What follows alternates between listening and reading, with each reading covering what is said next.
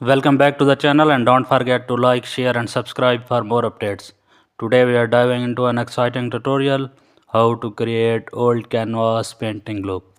Choose a classic portrait or statue photo and apply a oil paint filter for textured brush strokes.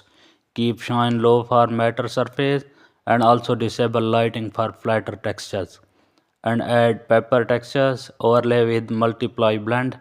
Now use hue and saturation to destructive slightly and also apply a brownish photo filter for again tone.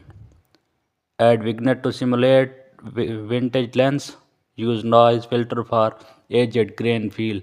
This creates a historical painting vibe perfect for heritage and museum visual.